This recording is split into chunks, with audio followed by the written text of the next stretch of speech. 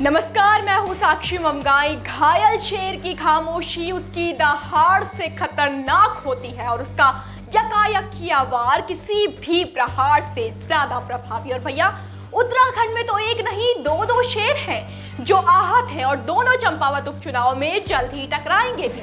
लेकिन सवाल है कि किसका मंसूबा सफल होगा। देखिए, एक और भाजपा है जिसका मकसद बदला होगा और दूसरी ओर कांग्रेस जिसका लक्ष्य होगा बदलना, सीएम को बदलना। लेकिन सवाल है कि यह संभव कैसे हो सकेगा।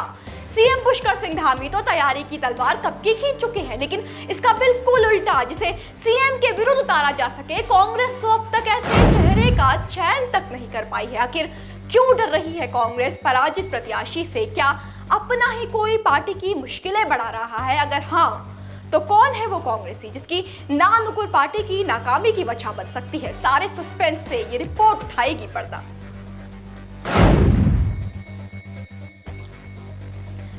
उत्तराखंड में सियासत की सबसे दिलचस्प जंग छिड़ने वाली है। तारीख तक चुनावी युद्ध के लिए निकल गई है। जी हां, भारत निर्वाचन आयोग ने चंपावत विधानसभा सीट के उपचुनाव के लिए कार्यक्रम घोषित कर दिया है। जारी कार्यक्रम के मुताबिक चुनाव के लिए नामांकन 11 मई तक किया जाएगा। 12 मई को नामांकन पत्रों की जांच होगी।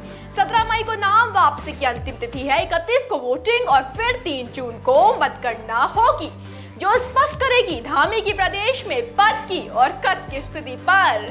कांग्रेस की परिस्थिति न जाने क्यों ये कह रही है कि पार्टी तो पराजय से पहले ही धामी से पिछड़ गई है। बता दें कि कांग्रेस ने अब तक नाम का ऐलान नहीं किया है। 3 पर्यवेक्षक बनाए, समय बीत गया। 6 नाम जिन्होंने खुद से दावेदारी की, उनके नाम हाईकमान को पहुंच गए। बैठक चल रही है, भ्रमण हो रहे हैं, लेकिन ये शायद कांग्रेस को भी नहीं मालूम कि धामी से टक्कर लेने चुनावी समर में उतरेगा कौन।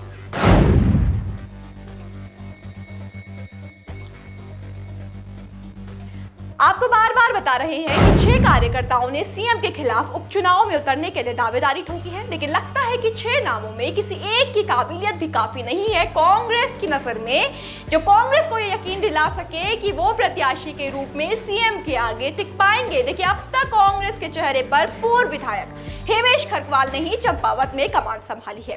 कांग्रेस के टिकट पर खरकवाल 5 बार चुनाव में उतर चुके हैं। हालांकि हर बार जीत दर्ज नहीं की, लेकिन हर बार हारे भी नहीं।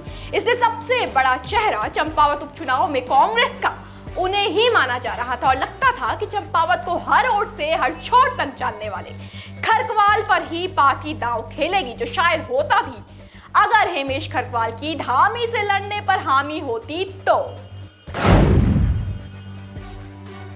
प्रदेश की सियासी फिजा इन दिनों तीखी है। राजनीतिक हवा सत्तारूढ़ पार्टी के विपक्ष के हक में बहती लग नहीं रही। धामी पहले ही चुनौती थे, ऊपर से बातें हैं कि अब तो हेमेश खरकवाल भी चुनाव लड़ने को लेकर कुछ उत्साहित नहीं है।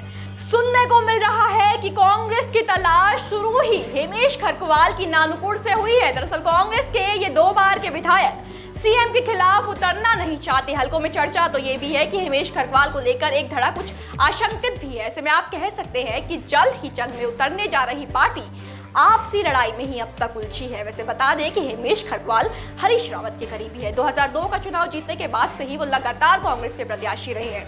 हालांकि 2007 और 17 में वो हार गए थे, लेकिन कांग्रेस ने फिर भी हेमेश खरकवाल को ही हर बार टिकट दिया। इससे अंदाजा लगाया जा सकता है कि वो कितना मजबूत चेहरा है अपने आप में भी और पार्टी की नजर में भी। बावजूद इसके कांग्रेस का चेहरे की ढूंढ में उलझे रहना स्वाभाविक तो नहीं है। हाँ, ये हो सकता है कि पार्टी के कार्यकर्ताओं को एक बार की हार ने ना उम्मीद कर दिया है।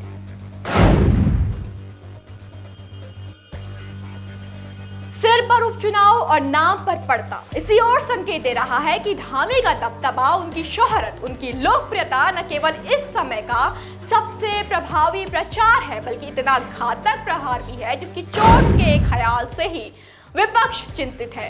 जानकार तो ये भी मानते हैं कि पुष्कर सिंह धामी अकेले भी एक तरफा जीतने की जगह पर इस समय मौजूद है। ऐसे में आपसी मतभेदों में उलझी कांग्रेस सीएम की राह का रोड़ा तक नहीं गिनी जाएगी। अगर जल्द ही किसी एक नाम पर नहीं आई तो भैया वो जुबानी जंग अब काम नहीं आएगी, जो इस समय प्रदेश अध्यक्ष लड़ने की कोशिश कर रहे हैं।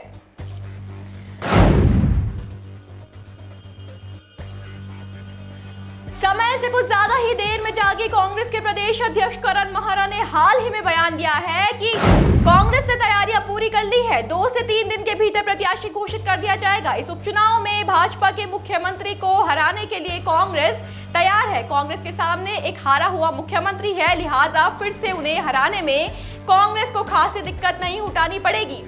महरा की माने तो पार्टी पर्यवेक्षकों की रिपोर्ट के आधार पर जल्द ही प्रत्याशी के नाम की घोषणा कर देगी। अब देखते हैं कि हारे सीएम को क्या वाकई विपक्ष हरा पाएगा या एक पराजित चेहरा धूल जटा जाएगा विरोधियों को। बेहद रोचक है ये उपचुनाव की नाव, जिसमें जो भी सवार होगा और इससे जो भी पार होगा, आप तक हर अपडेट पहुंचेगी। बस बने रहे देवभूमि इनसाइडर के साथ। आज ही डाउनलोड करें देवभूमि इनसाइडर ऐप।